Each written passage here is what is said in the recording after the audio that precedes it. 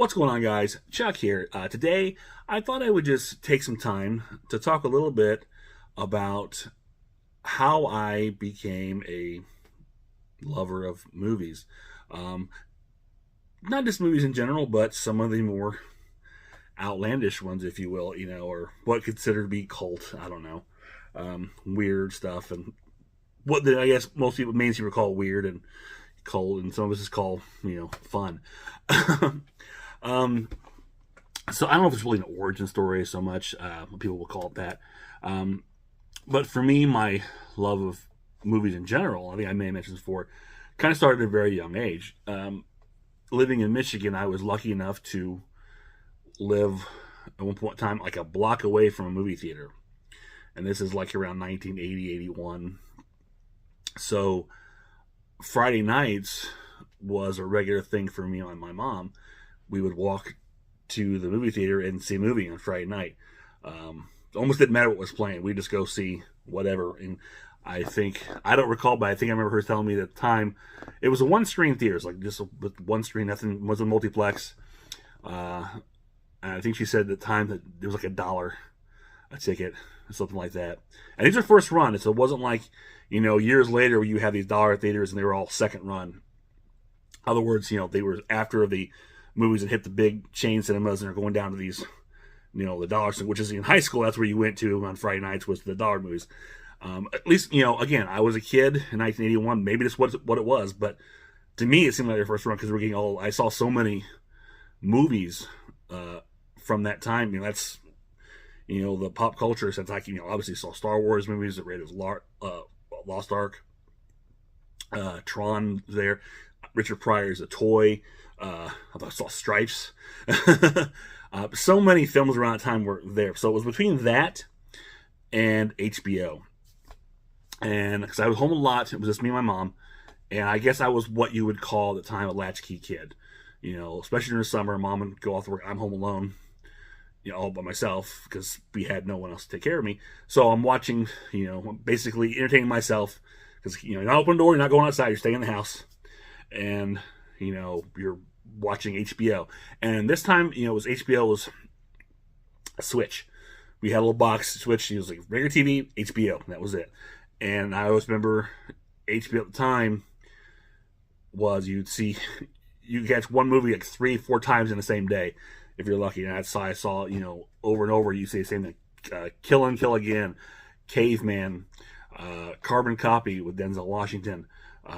There's so many other films that would come on at very early that time. But I would just sit there and watch these over and over. I've watched a lot of Fraggle Rock. That's where I originally saw Hardware Wars for the first time as a short, in between movies on HBO. So there was that, and then going to movies. I just liked movies, not really thinking too much about it. And of course, there was the famed ABC Sunday night movie you'd catch, big premieres like Superman the movie, a started motion picture, 76 King Kong. Those kind of things would be 2-night events, 2-parters, and stuff like that. But that's how you get into the general interest of movies for myself. Deep diving into something a little more came from reading. And I can't remember, I want to say the first book that really dove into this, and I wish I could find it, honestly. It was in the school library. It was like an old, library hardcover, if you know, that kind of grainy, very texture, like a replacement hardcover, at least it seemed like. And I think it was called Movie Monsters. And I don't remember who wrote it, but it was my introduction to the Universal monster movies. That's why I learned the names Bela Lugosi and Boris Karloff, Lon Chaney, Jack Pierce, all these kind of things. Learn about Dracula, Frankenstein, the Wolfman, the Mummy, all these great monsters. And learn about, the not that, her like King Kong for the first time to that. And other kind of things like, so it was that fascinating. I would get this book over and over again. I would read it and read it and read it till I would check it out from the school library and get it in just nonstop. So there was that interest in there. And from that point, I always had I always wanted to see these movies, and I could never really get to see because they weren't playing it. This is, again, the early 80s. You didn't have home video. you had basically what was over on TV. And I remember our local Fox affiliate at the time was brand new. I remember at one point they were running a all-night marathon of the Universal Monster movies. I was so stoked I was going to watch the movies. Of course, I fell asleep halfway through it. But that was it. So I had no way of seeing or going out and exploring what was out there other than these films and HBO and TV. Fast forward a couple years later, I'm living in Indiana now, and as a young kid, there was a library a lot. Me and my best friend at the time, and I came across this book that just got my attention immediately. Just the look of it was just like so appealing, so eye-popping, and it was just screaming, "Check me out!" And that book was the Psychotronic Encyclopedia of Film by Michael J. Weldon. This book mesmerized me as a young kid, and this was probably, my gosh, I was probably 9 years old, give or take, 9, 10 when I first. Well, see, this book I think was published in '83, so yeah, it'd been about 9 or 10 probably when I imagine when I first read it. It's about 84, 85, I'm guessing. Again, these times are subject to change, but and faulty memory. But it was around that time, so I was very young and very fresh. But I saw this book and I'm like, wow. I mean, this cover is just—I love this cover. It just sticks out to these eyes, the color, the black and white, the Psychotronic. What is Psychotronic? What does that mean? Oh my gosh, it seems so strange, so weird. I gotta find out what this is. And then I look at the back and and I see the author, and he looks like this. And I'm, as a young kid, I don't get the joke of what it's saying here. It's that one of the authors of this book has been watching these movies obsessively since the age of 6. He is now unfit for conventional employment because of the addictive nature of these films. We, the publishers, cannot guarantee that your sanity won't be endangered by reading this book. Obviously, it's tongue-in-cheek, it's a joke. As a young kid, I was kind of freaked out by that. That really... I thought, oh my god, if I read this book, am I going to go insane? I mean, look what did the author. Am I going to be like the actor? I'm really scared. But I want to check this book out. Silly things as a kid, right? So I got this book and I flipped through it. And I remember also when I'd have it from the library and I go through it, of course, at night when I go to bed, I have to cover this image up because these eyes would kind of stare at me at night and it would freak me out. This is so weird. But it did. This book really terrified me. And it's like somehow where it's like, I was like, oh my God, this is so... Because what was in here, a lot of stuff in here was stuff I'd never heard of. And they just seem so weird and so crazy. And I'm like, oh my God, that these are actual movies. Some of this stuff was just like so strange. So in my mind, I'm like, this book is sinister, but it's I can't put it down. And I checked it out over and over and over again. And I absolutely love this book. And it was the first time I was introduced to all these weird movies, and just hearing about them and reading about them. I mean, first of all, I always wonder what is psychotronic. And I don't even know if there's a good definition of psychotronic. You hear it all the time now. From what I understand, Michael Weldon has started a fanzine of psychotronic film. Eventually, kind of cataloged these movies and put it into this book. And what's in this book, as he puts it on here, I think basically it's exploitation. What can be used exploitation in film in general. But what's in here is not all exploitation film. The majority of it is. But you've also got stuff like James Bond films. You've got mainstream films. The Superman films were in here. Star Wars. Elvis Presley films were in here. But in some way, I can see how all these, at one point, will be considered B pictures that kind of hit mainstream. If you look at, like the original Star Wars, realistically, it is a sci-fi B picture that just happened to be done well and made it big and kind of turned things around. But prior to Star Wars, all sci-fi film was considered B fare. Horror film is B movies until, something like Halloween or Friday the 13th makes a big box office, and anything then are still B films, really. A lot of the Elvis films are, Elvis exploitation. So it makes sense. Science fiction, all that, it's not considered, mainstream film. So it makes sense. But there's a lot of stuff in here that I'd never heard of. It just kind of freaked me out. It was really weird. But it was fascinating to me. And like I said, I loved this book. And from that point on, I would just read about any kind of book I could find. Eventually, I moved away, and of course, I came back to the library and I never saw the book again. It just disappeared for years, out of sight of mind. But I would, read or find a book I could on movies and cult films or whatever. That's kind of when I learned what a cult film really was. And it's funny because the descriptions of this book are mostly vague. And I didn't really learn this until just recently watching an episode of Last Drive-In with Joe Bob Briggs. He talked about that, these aren't really reviews so much, and it was cataloged and thrown, because a lot of them are just, a couple lines thrown out there. And he's right. I never thought about it before. But they're just cataloged, not so much reviewed. Some are, some aren't. But they're all in here. And it's why some of the descriptions are so vague. And, as a young kid, I'm reading them, they sound really weird and strange and, almost feel wrong for reading about it. And you remember, how wrong will I be for watching these films?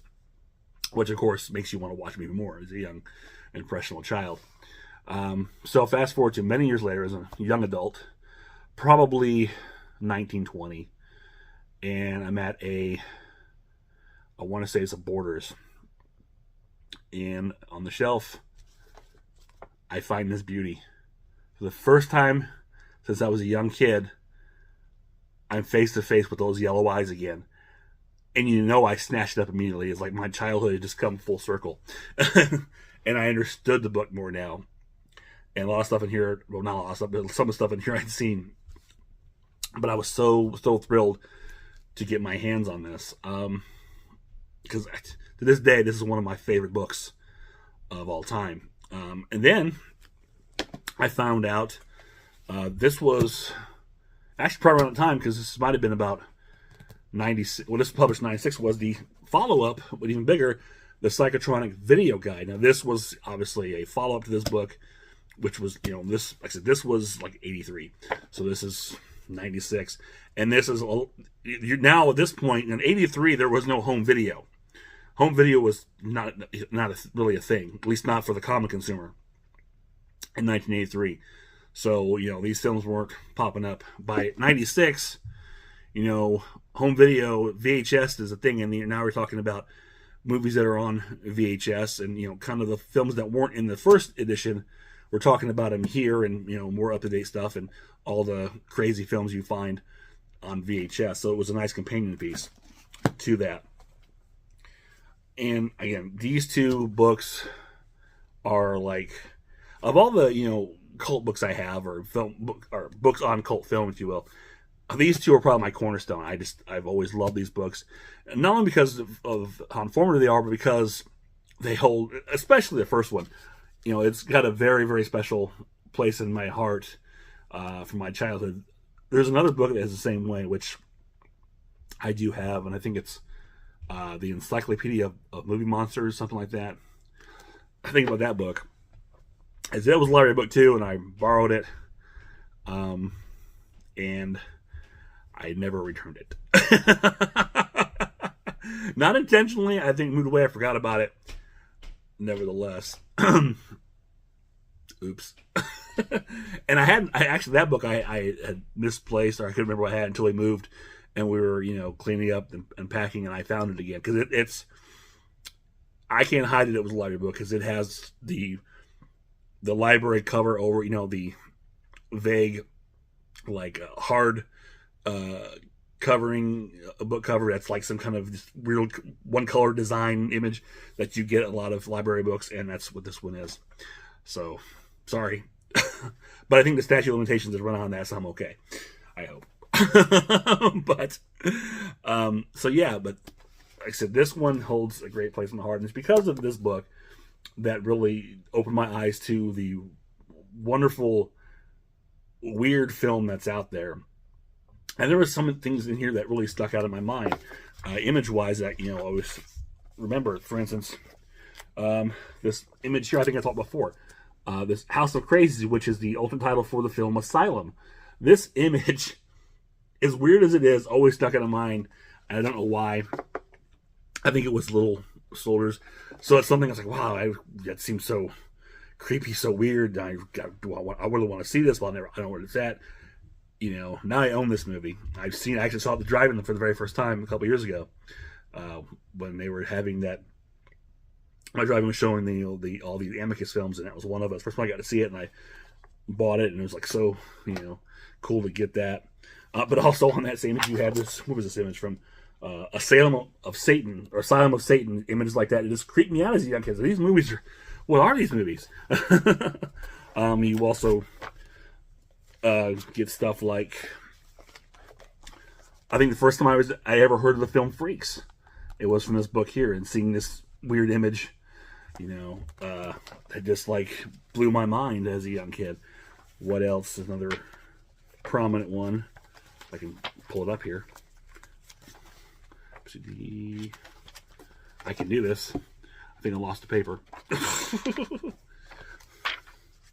Where did it go?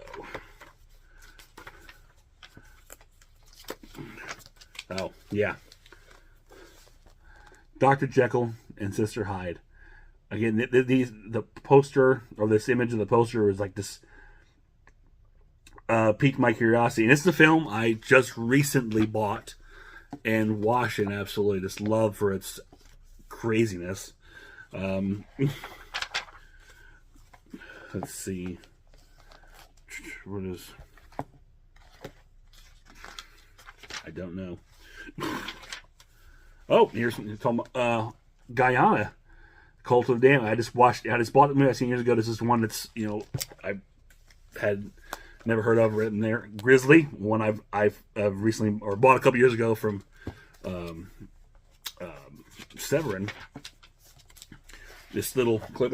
Halloween 3 was the last Halloween film made at the time this book was written. So that's kind of interesting and kind of cool.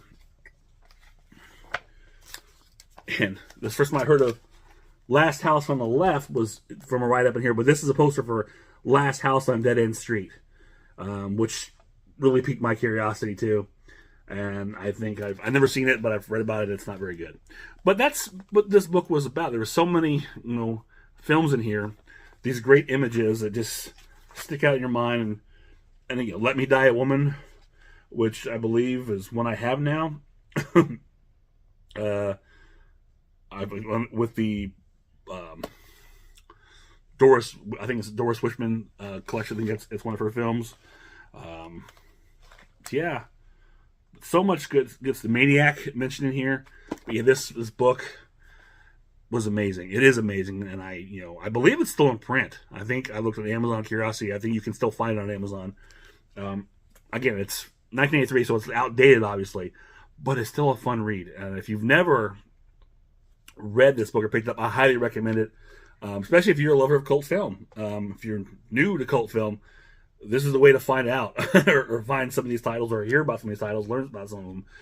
Maybe not in depth detail review wise, but at least the titles and some of these great images, definitely. And if you can get a hold of the video guide, because this is very similar, but it's a bigger edition. And you see, I've actually some of these I've highlighted because they're films that I've actually seen, like The Goonies, The Golden Child, Ernest Goes to Camp, The Doors, Demolition Man, so you get an idea what's through here. The Curse, Pom Pom Girls, but it's a great book. And actually, this is a receipt. What is this? From Suncoast Video. I think I was using this as a bookmark. And that's a receipt for Halloween 6, The Curse of Michael Myers. How about that? Oh my goodness. What? Does it have a date on this? August 5th, 1998. Suncoast, I don't know. This is where I got the receipt. Anyway, that has nothing to do with anything. I thought it was kind of cool. So, again, if you enjoy cult film in general, and if you're watching this, there's a good chance you probably do. If you've never heard of these books, I highly recommend you check them out, because you won't be disappointed. These are great, great books, great reads, great checklists in a lot of ways too. So I highly recommend you checking that out. Okay, that's enough for me. So if you enjoy this, click thumbs up, share, subscribe, leave a comment below. Let me know if, your memories, if you've got the Psychotronic Encyclopedia film or the Psychotronic video guide, your thoughts on them, or just say hi. I'll always say hi. So until next time, Mr. Chuck saying I will see you on the other side.